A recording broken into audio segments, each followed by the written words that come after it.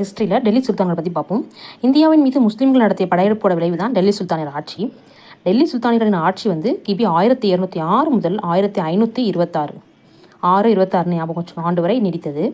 5 வம்சங்கள் அடிமை, கில்ஜி, துக்ளக், சயது, லோடி ஆகியன சுல்தானியத்தை ஆட்சி செய்தன. வட இந்தியா முழுவதையும் கைப்பற்றியதோடு நிற்காமல் அவங்க என்ன பண்ணாங்கன்னா தக்காணத்திலும் தென்னிந்தியாவிலும் நுழைஞ்சாங்க.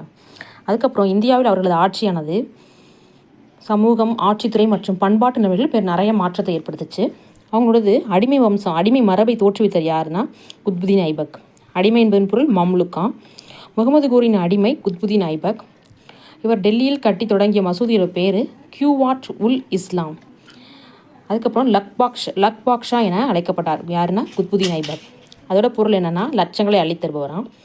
குத்புதீன் ஐபக் டெல்லியில் கட்டிய புகழ்பெற்ற கட்டிடம் குதுப் மினார். இவர் போலோ விளையாட்டு போது தவறி விழுந்து இறந்தார். இதற்கு சௌகன் என்ற பெயர். போலோ விளையாட்டுக்கு இன்னொரு பேர் என்னென்னா சௌகன். குத்புதீன் ஐபக்கு பின் ஆட்சிக்கு வந்தவர் யாருன்னா இல்துமிஷ். குத்புதீன் ஐபக் பின் ஆட்சிக்கு வந்தவர் இல்துமிஷ். இவர் இவரோட மருமகன். குத்புதீன் ஐபக் மருமகன் இல்துமிஷ். அவரோட குத்புதீன் ஐபக்கோட மகன் அராம். இல்துமிஷ் வெளியிட்ட வெள்ளி நாணயத்தின் பெயர் என்ன? டாங்கா. குதுப் மினாரை கட்டி முடித்தவர் இல்துமிஷ். இல்துமிஷோட மகளோட பேர் என்ன? ரசியா சுல்தான். இல்துமிஷ்க்கு பின் ஆட்சிக்கு வந்தவர் யாருன்னா ரசியா சுல்தான். டெல்லியை ஆண்ட முதல் பெண் சுல்தான் யாருன்னா இவங்க தான் ரசியா சுல்தான். இவங்களோட கணவர் பேர் அல்துனியா. ரசியா சுல்தானுக்கு பின் ஆட்சிக்கு வந்தவங்க யாருன்னா நஸ்ருதீன் முகமது. இல்துமிஷோட கடைசி மகன் யாருன்னா நஸ்ருதீன் முகமது. நஸ்ருதீன் முகமது முக்கிய ஆலோசகர் யாருன்னா கியாசுதீன் பால்பன். நஸ்ருதீன் முகமதுக்கு பின் ஆட்சிக்கு வந்தவர் யாருன்னா கியாசுதீன் பால்பன் தான். அடிமை வம்சத்தின் சிறந்த அரசர் யாருன்னா கியாசுதீன் பால்பன். 40 துருக்கிய பிரபுக்களை ஒழித்தவர் யாரு? கியாசுதீன் பால்பன். கியாசுதீன் பால்பன் ஆதரித்த பாரசீக கவிஞர் யாருன்னா அமீர் குஸ்ரு. இவர் எப்படி அழைக்கப்படுகிறார்னா இந்திய கிளி என்று அழைக்கப்படுகிறார். யாரு? அமீர் குஸ்ரு. இவர் பாரசீக கவிஞர். கியாசுதீன் பால்பனுக்கு பின் ஆட்சிக்கு வந்தவர் கைகுபாத். அடிமை மரபின் கடைசி அரசர் யாருன்னா கைகுபாத். அடுத்தது பாருங்கன்னா கில்ஜி மரபு. கில்ஜி மரபை ஃபஸ்ட்டு தோற்றுவிச்சவங்க யார் அப்படின்னா ஜலாலுதீன் கில்ஜி. ஜலாலுதீன் கில்ஜி அரியணை ஏறும்போது வயது 70. கில்ஜிக்கு பின் ஆட்சிக்கு வந்தவர் அலாவுதீன் கில்ஜி. அலாவுதீன் கில்ஜி யாருன்னா மருமகன், ஜலாலுதீன் கில்ஜியோட மருமகன். ஜலாலுதீன் கில்ஜி அலாவுதீன் கில்ஜியால் கொல்லப்பட்டார்.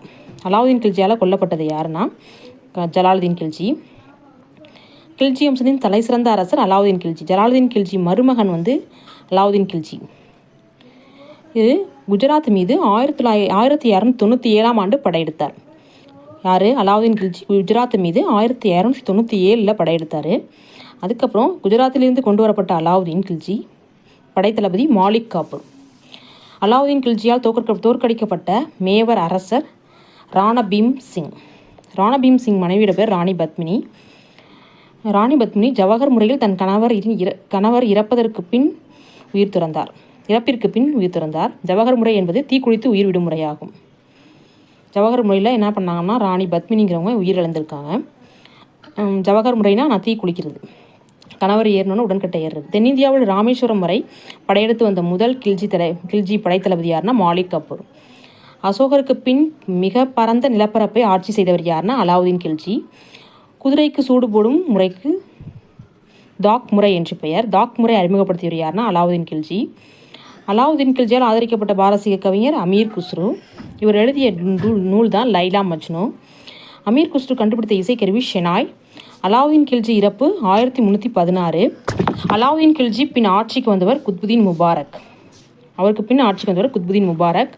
கில்ஜி வம்சத்தின் கடைசி அரசர் யாருன்னா குத்புதீன் முபாரக்.